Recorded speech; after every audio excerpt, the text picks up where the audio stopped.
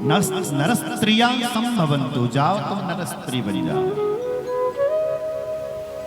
तीनों देवी गिड़गिड़ाए रो, महात्माओं से कहा हमें क्षमा करे। अब तीनों महात्माओं ने कहा देखो भाई, हमने तुम्हें श्राप तो दे दिया कि तुम नरस्त्री बनोगी, पर अब हम तुम्हें आशीर्वाद दे रहे हैं, कोई बात नहीं, तुमसे गलती हो गई। तो सबसे पहले वाले के लिए बोले कि तुम मैना की बेटी बनोगी, तुम मैना बनोगी धरती पर। मैना या स्तनया देवी पार्वती जगदम्बिका भविष्यति प्रिया शंभो तपः कृत्वा सुदुस्सहम्। मैना स्यात्तनया देवी,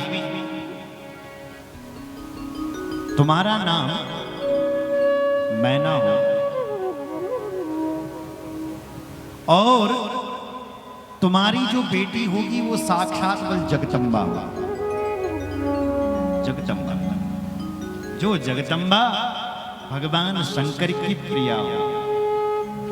भविष्यति प्रिया शंभो तपः कृत्वा सुदुस्सहम्। भविष्यति में तुम्हारी बेटी शंकर जी की भार्या बनी। पितरों की जो दूसरी कन्या थी उसके लिए बोले कि तुम्हारा नाम बल धान्य होनु, धान्य धान्य सुता स्मृता सीता राम पत्नी भविष्यति लौकिकाचार्यमाश्रित्य रामेण विहारिण। धान्य सुता स्मृता सीता, सीता जी की माता का नाम क्या था? धान्य। उसकी नैन बहुत सुंदर थी इसलिए उसको सुनैना कहते थे। सुनैना। कहा तुम सुनैना बनोगी धरती पर और तुम्हारी बेटी सीता बनी। जो सीता राम जी की पत्नी होगी, राम पत्नी भविष्यति। धान्य सुता स्मृता सीता, राम जी उसके साथ प्यार करें। और उसके बाद सबसे जो छोटी वाली थी उसके लिए बोले तुम्हारा नाम कलावती होगा और तुम्हारी बेटी राधा होगी। राधा जी की माता का नाम था, क्या था? कलावती। कलावती सुता राधा साक्षात गोलोकवासिनी गुप्त स्नेहानिबद्धासा कृष्ण पत्नी भविष्यति। राधा जी की माता को नोथेबल कलावती, प्यार से लोग उसको कीर्ति कहते थे। वृषभानुनंदिनी महाराज कीर्ति। राधा, राधा कौन है? साक्षात गोलोकवासिनी, गोलोक की वासिनी है राधा। अच्छा, कृष्ण से कैसा प्रेम करती? बोलो गुप्त स्नेहानुबद्धासा। भगवान कृष्ण से जो राधा का प्रेम है वो गुप्त है, गुप्त स्नेहा। और राधा यहां लिखा है कि श्री कृष्ण की पत्नी थी। कृष्ण पत्नी भविष्यति।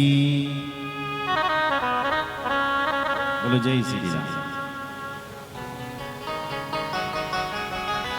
राधा कृष्ण की ही पत्नी। आप जानते हैं भगवान कृष्ण जब वृंदावन में थे तो भगवान कृष्ण ने बांसुरी को बजाया है ना साहब। क्या प्यारी बांसुरी बजती थी वृंदावन में।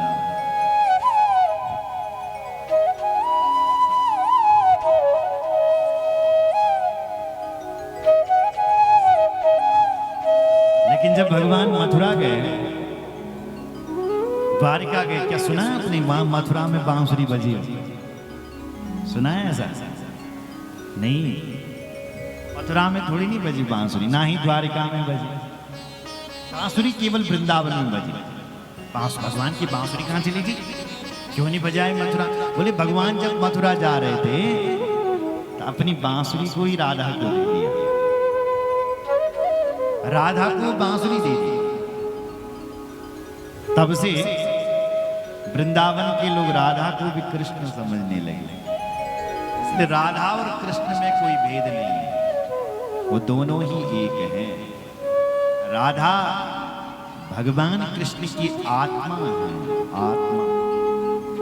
इसलिए राधा को आत्मेश्वरी कहा गया, आत्मेश्वरी राधा। बोलो राधा रानी की जय, कृष्णचंद्र भगवान की जय। उनकी बेटी बनी है माँ। पितरों की कन्या ही मैना बनकर क्या हिमाचल जी से विवाह हुआ। इन दोनों ने कठोर तपस्या करी महाराज देवी की, इनके पुत्र नहीं हो रहे थे। मां अंबर आकाश में प्रकट हुई। मां ने कहा हिमाचल जी वरदान मांगो, क्या चाहिए? हिमाचल जी कहते हैं मां हम तो पुत्र कामना के लिए आपकी उपासना कर रहे थे, पर आपको देख करके ऐसा लगता है मां कि हमें अब आप जैसी बेटी चाहिए। मां ने कहा मेरी जैसी कहां होगी, इसलिए मैं ही तुम्हारी बेटी बन करके आऊंगा। और हे हिमाचल जी, यदि तुम पुत्र कामना के लिए मेरे ध्यान कर रहे थे तो जाओ, मैं तुम्हें आशीर्वाद देती हूं कि तुम्हारे 100 पुत्र होंगे। तो हिमालय के महाराज 100 पुत्र हो गए। भाई कितने? 100 पुत्र। सबसे बड़ा पुत्र था मैनाक। पर्वतराज के पुत्र पर्वत ही होंगे, तो सबसे बड़े पुत्र का नाम है मैनाक पर्वत। ये स्वर्ण का पर्वत है। ये पर्वत भी पहले चला करते थे साथ। आपने सुंदरकांड पढ़ा होगा। हनुमान जी जब लंका जा रहे थे तो हनुमान जी के पास एक पर्वत चल करके आया,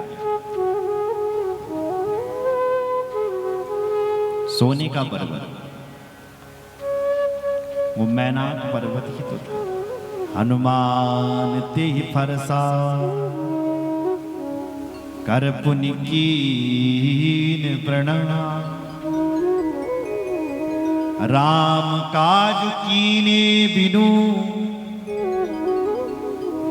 मोहि कहाँ बिसराम। हनुमान ते ही फरसा।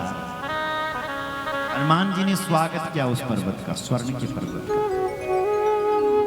और फिर कहा भैया हम राम काज करने के लिए जा रहे हैं, और जब तक राम जी का कार्य बल पूरा ना कर लें तब तक हमें विश्राम नहीं है। बोलो जय श्री राम। इसलिए पर्वत भी पहले उड़ा करते थे साथ। इधर देखो मेरी ओर। ये पर्वत ना जहां मर्जी वहां बैठ जाते थे। किसी भी गांव के ऊपर, किसी भी कस्बे के ऊपर, किसी भी नगर के ऊपर। तो वो जिस गांव में ये बैठते थे वही गांव बर्बाद। अरे भाई पहाड़ उठ गया, चल गया, तो जय गौमा बैठल, वहां के लोग दब नहीं जाएंगे। तो देवराज इंद्र को लगा ऐसे में तो संसार खत्म हो जाएगा।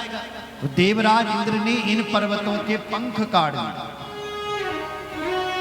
जैसे इनके पंख कटे तब ये जो जहां पर था वो वहीं पर विराजमान। तब से विराजमान है ये पर्वत। सब जो जहां पर है वहीं पर है, नहीं उड़ते हैं क्योंकि इनके पंख काटे गए। केवल एक पहाड़ था जो समुद्र की शरण में चले गया था, वो मैनाक पर्वत था। जब हनुमान जी लंका जा रहे थे तो तब आया सहायता करने के लिए। बोले जय श्री राम। कहा तुम्हारे 100 पुत्र होंगे, आज इनके 100 पुत्र हुए। 100 पुत्रों के बाद मां इनके घर पर पधारी। मैना जी के गर्भ में देवी का प्रादुर्भाव हुआ। देवताओं ने गर्भ स्तुति गाई महाराज मां की। दुर्गे जय जय प्राज्ञे जगदम्बा महेश्वरी सत्यव्रते सत्यपरे त्रिशक्ति सत्यरूपिणी सत्यस्ति सत्यसुप्रीति सत्ययोनि च सत्यता सत्य सत्य सत्यनेत्री प्रसन्ना शरणं चति। सत्य सत्य कहकर के वंदन किया और जब गर्भ स्तुति करके चले गए तो मां के प्राकट्य का सुंदर समय आ गया। चैत्र का महीना आ गया, नवमी तिथि आ गई, मृगशिरा नक्षत्र आ गया, मध्यरात्रि 12 बजे का समय हो गया और 12 बजे रात हिमाचल जी के यहाँ तस्मिन् वसरे देवी पूर्व शक्ति शिवा सती अर्धरात्रि समुत्पन्ना गंगे व शशि मंडला। अर्धरात्रि में माँ भगवती पार्वती हिमाचल जी के घर पर प्रकट हो गई है। बोलो जगदम्बा मैया की जय।